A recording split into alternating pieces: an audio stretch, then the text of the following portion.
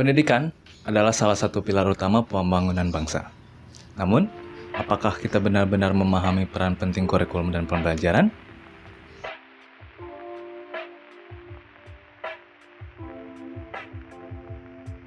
Assalamualaikum warahmatullahi wabarakatuh. Saya Fahmi Alfaridzi.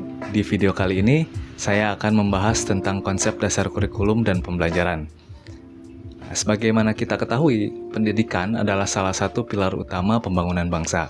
Nah, di kesempatan kali ini, saya akan membahas secara mendalam pengertian, tujuan, prinsip, hingga hubungan antara kurikulum dan pembelajaran, serta tantangan yang dihadapi dalam implementasinya.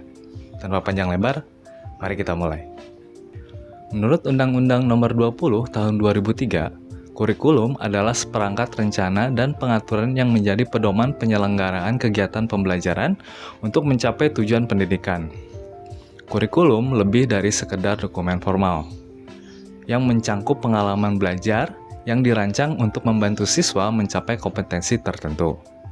Dalam praktiknya, kurikulum berperan sebagai alat strategis untuk menjawab tantangan pendidikan abad ke-21. Kurikulum yang baik dirancang fleksibel, adaptif, dan berpusat pada siswa. Memprioritaskan keterampilan berpikir kritis, kreativitas, kolaborasi, dan komunikasi. Nah, hal ini sangat penting dalam dunia yang terus berubah dengan cepat.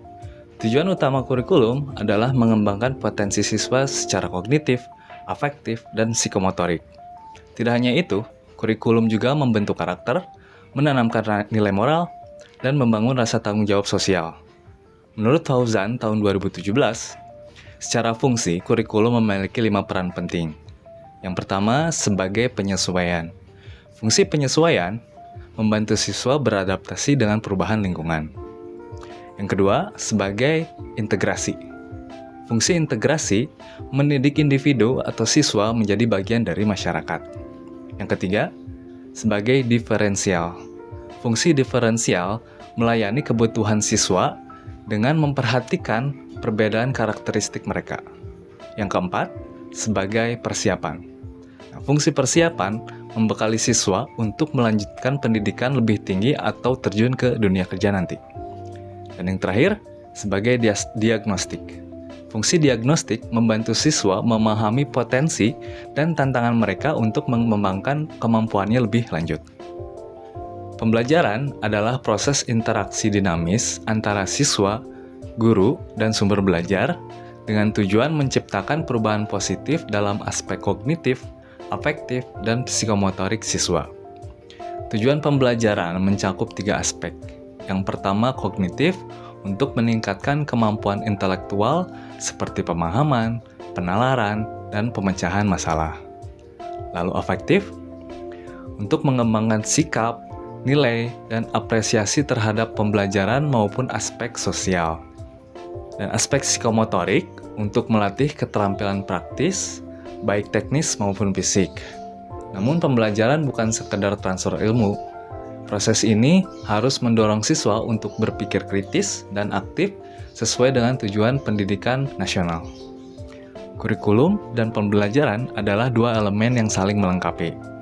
Kurikulum menjadi kerangka kerja yang memandu proses pembelajaran, sementara pembelajaran adalah implementasi kurikulum di lapangan.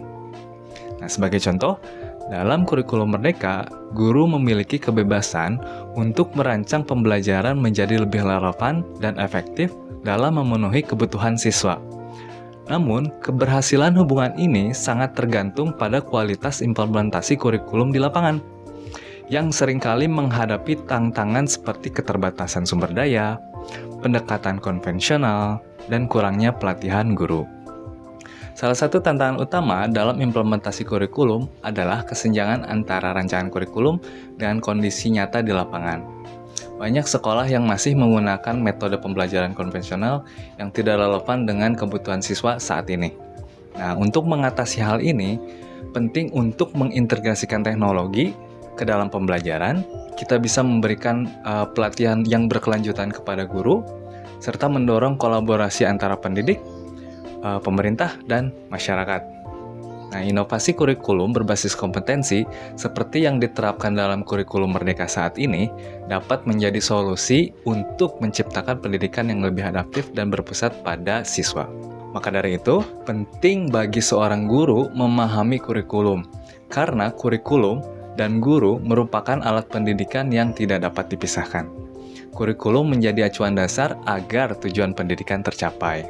Namun, seringkali kurikulum yang berubah-ubah setiap saat menjadi dilema bagi seorang guru. Nah, apabila kurikulum berganti, maka pola pikir dan paradigma seorang guru pun harus berubah mengikuti kurikulum yang ada agar guru mampu berpikir secara dinamis dan beradaptasi dengan landasan dan acuan yang tertera pada kurikulum yang baru. Kurikulum dan pembelajaran adalah fondasi pendidikan yang kuat. Dengan memahami dan mengembangkan keduanya secara berkelanjutan, kita dapat menciptakan generasi yang tidak hanya cerdas, tetapi juga berkarakter dan siap menghadapi tantangan global. Demikian pembahasan yang dapat saya sampaikan. Mudah-mudahan di video pendek ini dapat menambah wawasan kita tentang kurikulum dan pendidikan. Terima kasih atas perhatiannya. Assalamualaikum warahmatullahi wabarakatuh.